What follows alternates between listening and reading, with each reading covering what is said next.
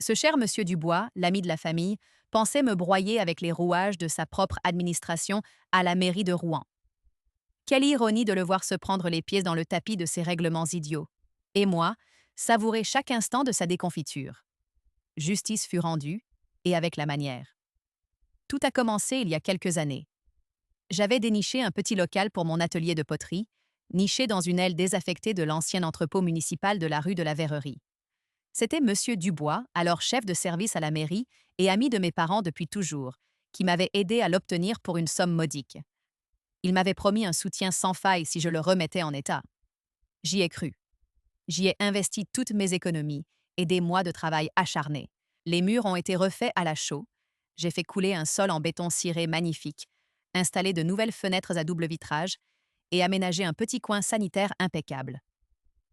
Mon atelier était devenu un petit bijou, un havre de paix où je pouvais créer. Puis, un jour, après une visite où il n'avait cessé de s'extasier sur la transformation, le ton de M. Dubois a changé. Il est revenu avec un air grave, brandissant un règlement récent, issu d'une nouvelle initiative municipale visant une prétendue optimisation des charges, mais dont l'application semblait surtout conçue pour compliquer la vie des petits locataires. Ce document stipulait que chaque locataire des locaux municipaux devait désormais avoir des contrats individuels et séparés pour l'eau, l'électricité, le chauffage, et même pour le nettoyage et la sécurité de son propre lot, sous peine de résiliation de bail. Il m'a accordé un mois pour me mettre en conformité, avec un petit sourire narquois qui en disait long.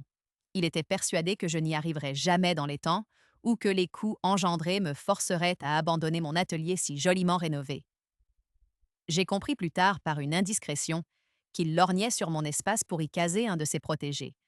Ou peut-être espérait-il simplement que je lui glisse une petite compensation financière pour arranger les choses et oublier ce règlement. Sa mesquinerie m'a profondément blessé, surtout venant d'un soi-disant ami de la famille.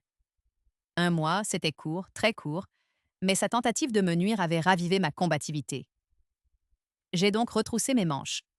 J'ai contacté Électricité de France, puis Veolia Eau. J'ai fait appel à une entreprise de nettoyage locale, Propre Net Rouen, et à une petite société de sécurité du quartier, Gardien Vigilant. J'ai fait installer des compteurs individuels pour l'eau et l'électricité. Pour chaque contrat, j'ai bien précisé que les services ne devaient concerner strictement que mon lot, le numéro 42B de l'entrepôt, et aucun autre centimètre carré. J'ai même fait repeindre avec soin la ligne jaune délimitant mon espace au sol dans le couloir, histoire d'être absolument carré. Ce que M. Dubois, dans sa grande suffisance et sa hâte de me voir partir, avait manifestement sous-estimé ou peut-être jugé négligeable en comptant sur mon échec, c'est que mon vieux contrat d'électricité, un peu flou sur les bords, couvrait aussi, par un branchement ancien jamais modifié, l'éclairage du long couloir commun qui menait non seulement à mon atelier, mais aussi à deux autres grands locaux vides dont la mairie avait la charge et cherchait des locataires.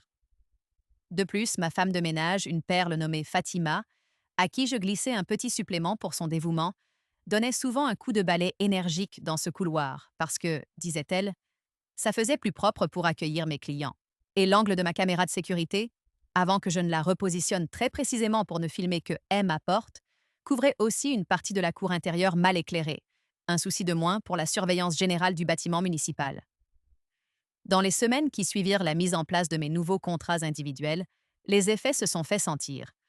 Le couloir commun est devenu noir comme dans un four dès la tombée de la nuit. Les quelques visites organisées par M. Dubois pour les locaux vides se sont faites à la lumière des téléphones portables, ce qui n'a pas manqué de faire fuir les candidats. Le couloir, privé des coups de balai de Fatima, est rapidement devenu sale, jonché de prospectus publicitaires et de poussière.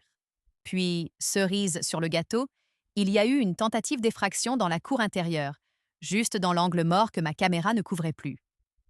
Le mécontentement a commencé à gronder au sein des services municipaux face à ces désagréments immédiats.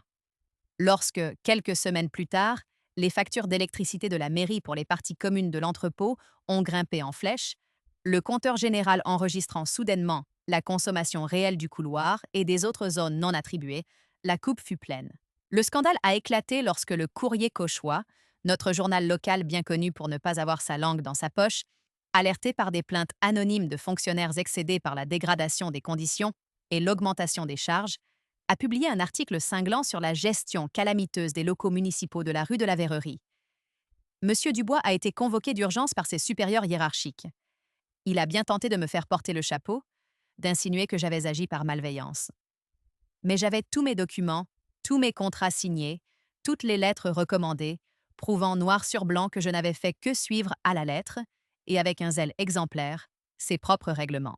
Il a dû faire machine arrière sur bien des points, engager des frais considérables et imprévus pour faire remettre l'éclairage du couloir aux normes, trouver un nouveau contrat de nettoyage pour les parties communes qui coûtait le double de ce que Fatima me facturait pour son petit extra, et enfin, renforcer la sécurité de la cour.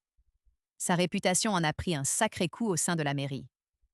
On ne l'a plus vu parader dans les couloirs avec son air important et satisfait. Quant à moi, mon atelier de poterie prospérait.